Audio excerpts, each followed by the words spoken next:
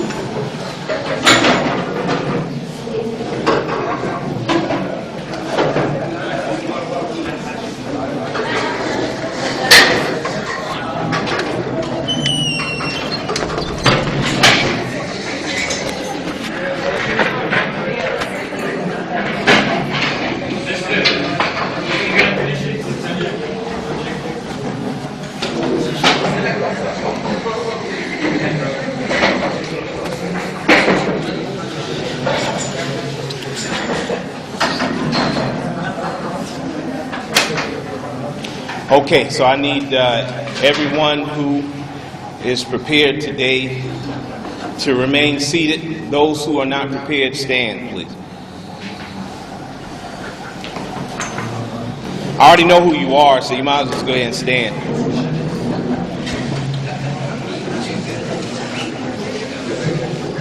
So,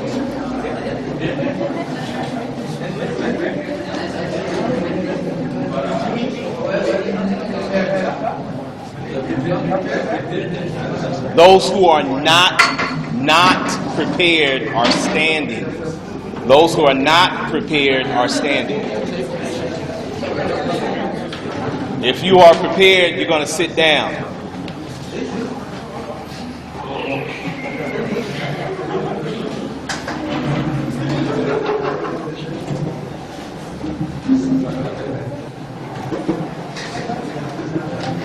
So I take it that you didn't do the reading that you need to have done for it to be prepared for today. That's why you're standing.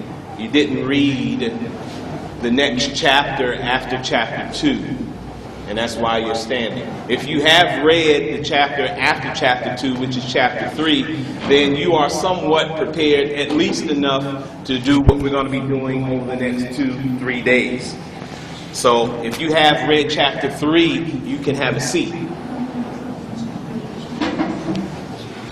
Okay, so I pretty much knew who was already prepared somewhat and who was not prepared. And but herein lies the problem. Oh, can you go back to your seat? Thank you. You don't need to see me.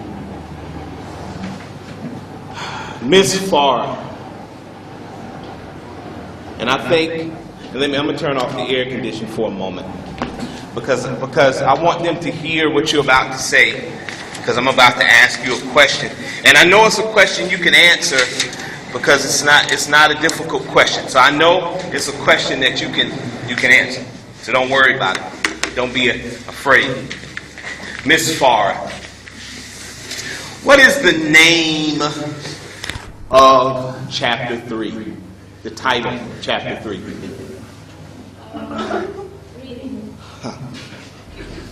Now, I don't find that funny at all. The name of chapter 3 is reading. That's the title of the chapter. It is reading. Because the author has an opinion on this issue.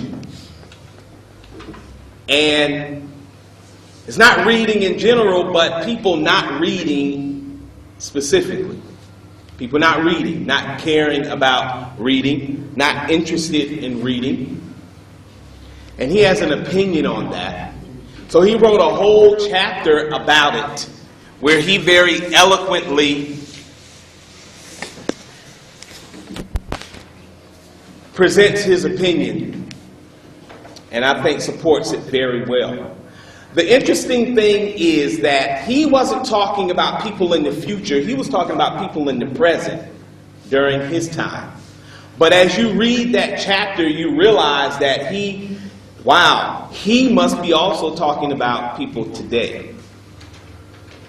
Because undoubtedly the people during that time, the quality of what they read was much better, much higher than what we have today. Yet he still considered them to be illiterate in more ways than one. So I can only imagine how he would feel today about those who don't read at all, which is truly amazing to me. You have been a student for 10 years, yet you don't know how to read. And even if you do know how to read, you don't. A student of knowledge.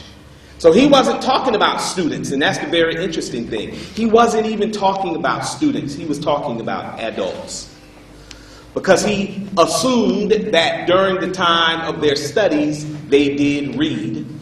But after their studies, they stopped reading. So he would be pretty astounded by witnessing today that even those who call themselves students, that even those who utilize the part of their lives dedicated totally to studying and gaining knowledge, even them today, even they don't read. So I think he would be, I don't know what he would be. I think he would be quite disappointed, quite shocked at the level of illiteracy among the students and among the non-students. You may have a seat.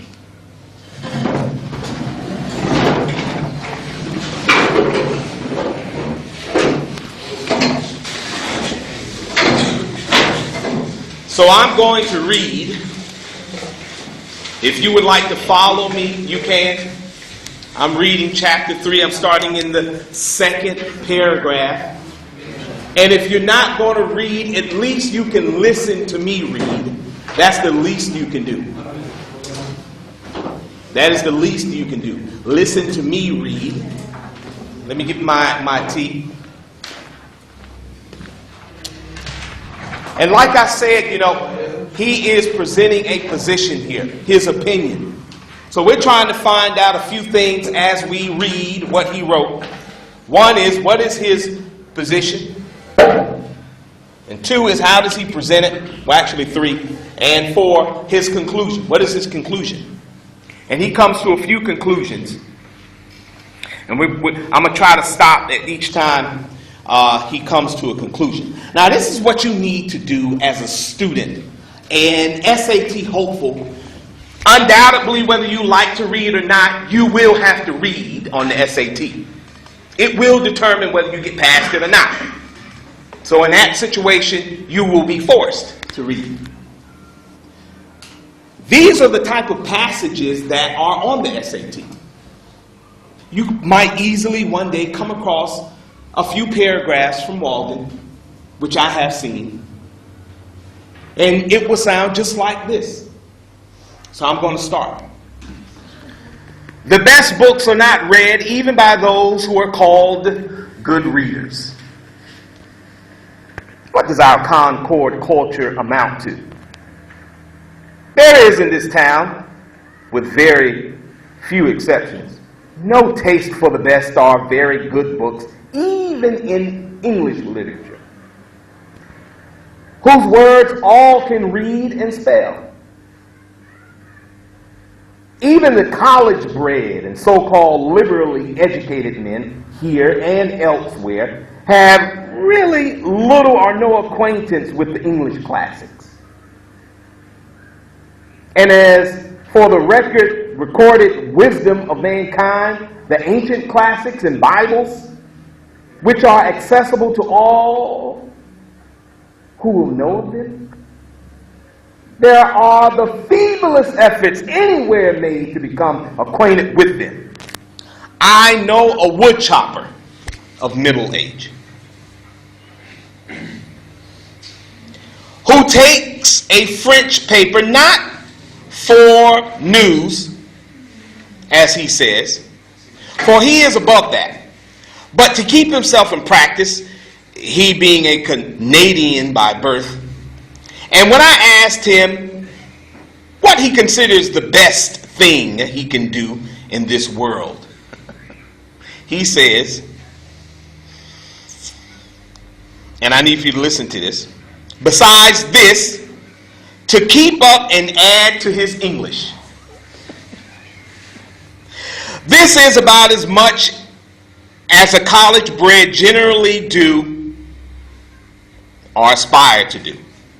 And they take an English paper for the purpose. One who has just come from reading perhaps one of these best English books will find how many with whom he can converse about it. Or suppose he comes from reading a Greek or Latin classic in the original, whose praises are familiar even to those so-called illiterate, he will find nobody at all to speak to, but must keep silent about it. Indeed, there is hardly the professor in our college who, if he has mastered the difficulties of the language, has proportionately mastered the difficulties of the wit and poetry of a Greek poet, and has any sympathy to impart the alert and heroic reader.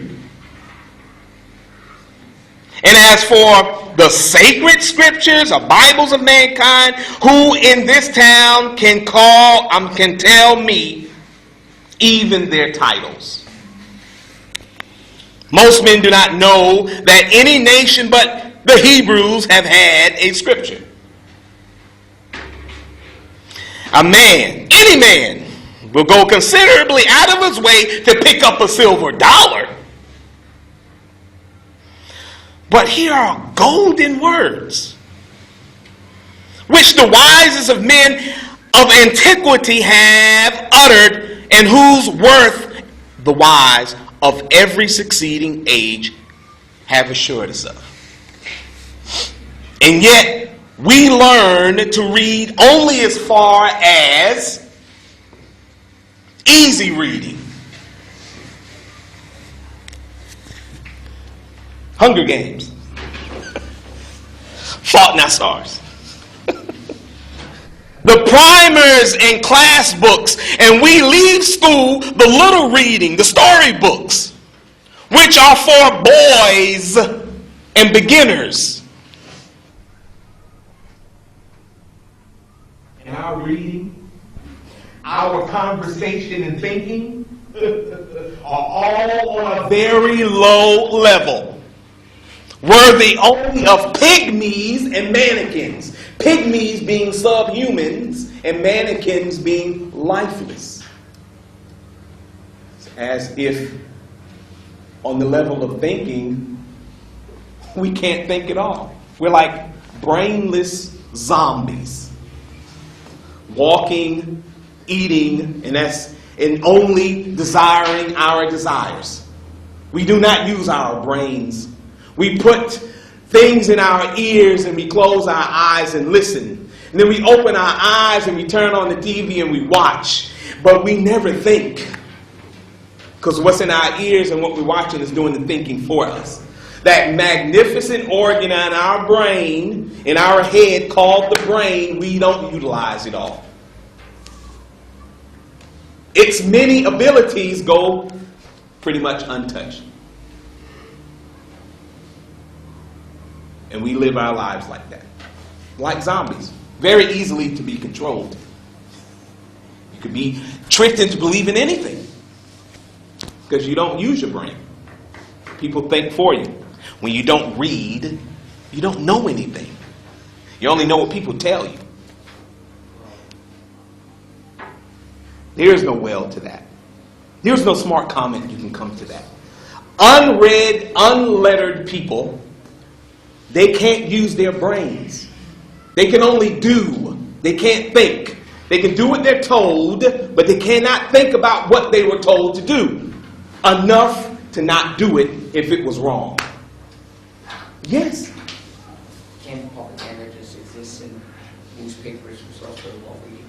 But that's the whole point he's making. That's easy reading. Reading the newspaper, like the woodchopper was doing, only to increase the English. That's the problem. No one goes beyond the newspaper, the television, the song, lyrics. No one goes beyond that. Those things aren't going to stimulate your thinking.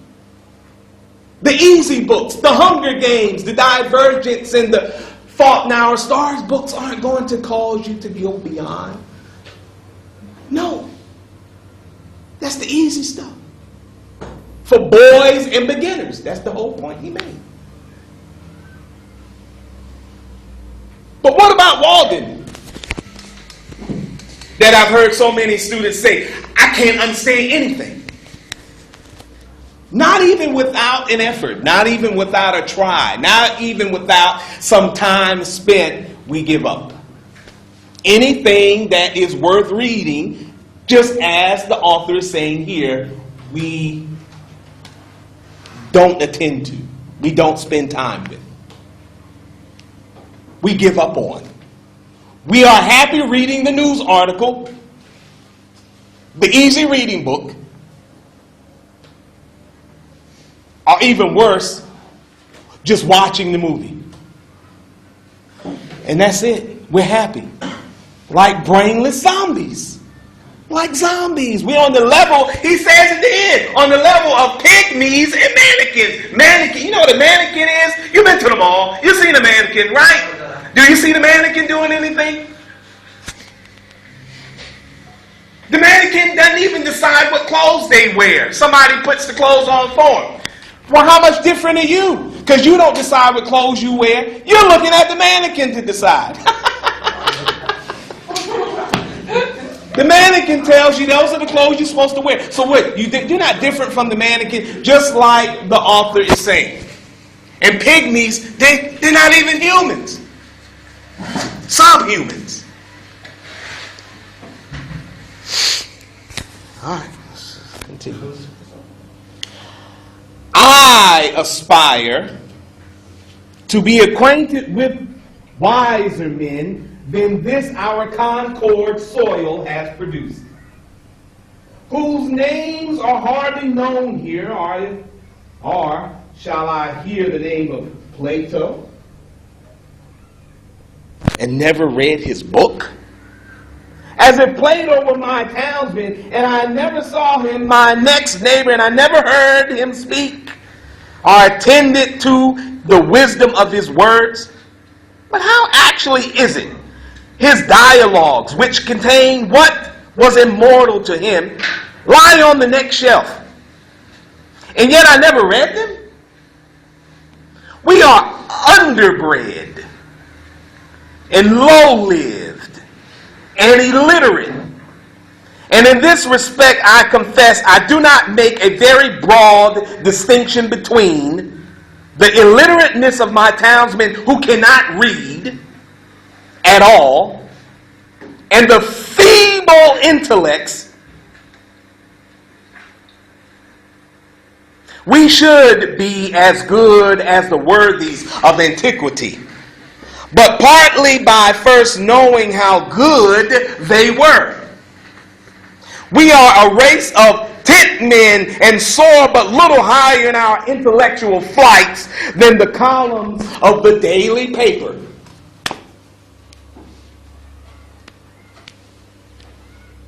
And I also don't make a distinction, just like the author. I meet illiterate people every day, all the time. The guy, the Boab guy, the security guard guy, the guy at the falafel place. I don't see any difference, to be honest with you. What's the difference between him and you? What's the difference? Huh? If I gave him Walden to read, he probably would tell me the same thing you tell me. I can't read that. I don't understand it. So just this is what the author is saying. So he can't distinguish between the two. Put your hand down. Put your hand down. He can't distinguish between the two. Those who can't read at all and those who, and he called them feeble intellect. They consider themselves educated because they can read. They can read, but they can't read. Because the only thing that they aspire to read, or the only level that their intellect goes up to, is the newspaper. That's it. It's the newspaper.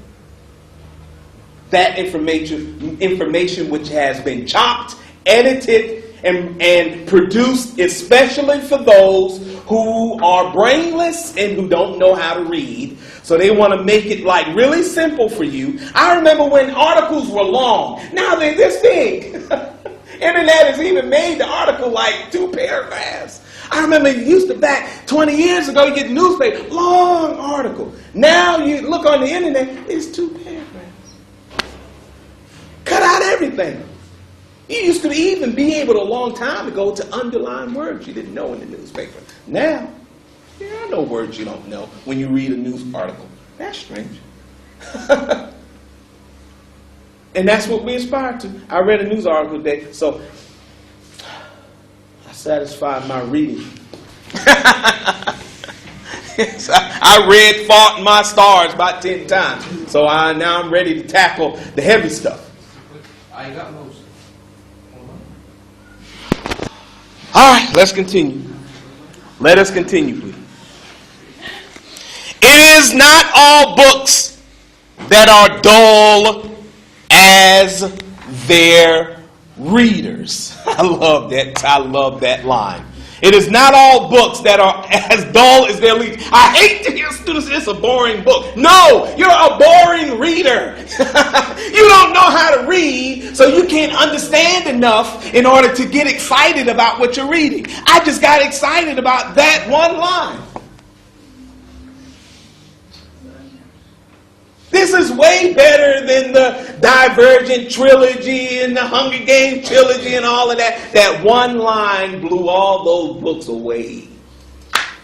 Talk about exciting. Let me read the line again.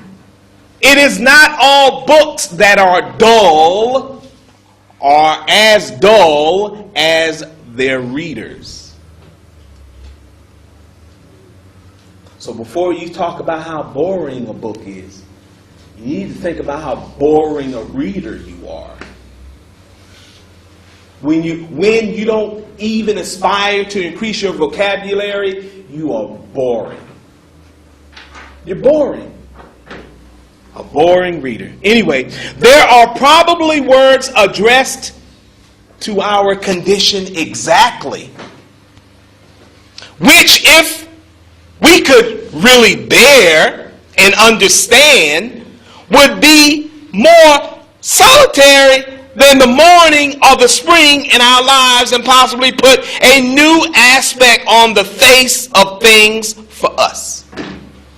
Wow.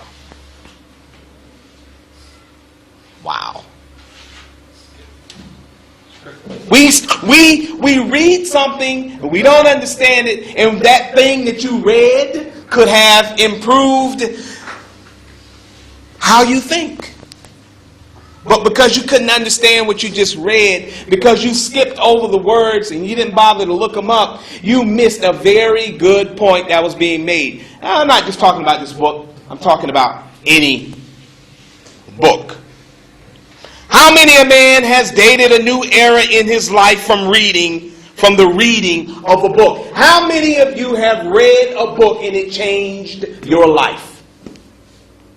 That's what he's saying. How many? If you have never read a book that changed your life, you've never read a book.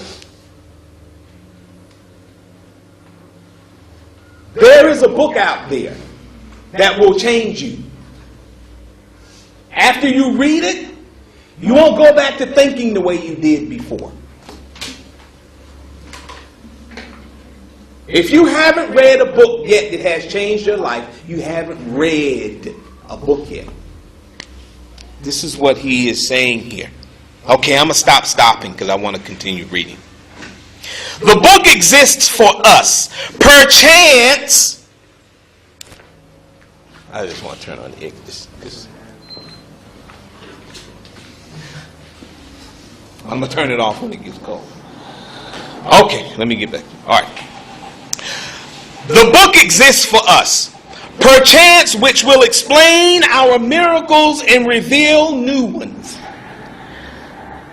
But at present unutterable things we may find somewhere uttered. These same questions that disturb and puzzle and confound us have in their turn occurred to all the wise men. Not one has been omitted, and each has answered them according to his ability, by his words and his life. Moreover, with wisdom we shall learn liberality. The solitary hired man on a farm in the outskirts of Concord, who has had his second birth and particular religious experience and is driven, as he believes, into the silent gravity and exclusiveness by his faith, may think it is not true. But Zoroaster, thousands of years ago, traveled the same road and had the same experience, but he, being wise, knew it to be universal and treated his neighbors accordingly. In Islamic school. I'll talk about tomorrow. That's rolling the hard way. We don't want to roll quite that hard. We want to get one of them little minibuses. Welcome to the newtimeflash.com. Welcome to the newtimeflash.com. Oh yeah. All right. All right. Check this out.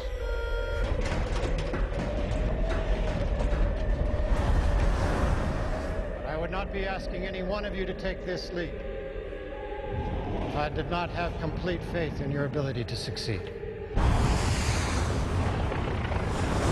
Your courage will never be more needed than it is today.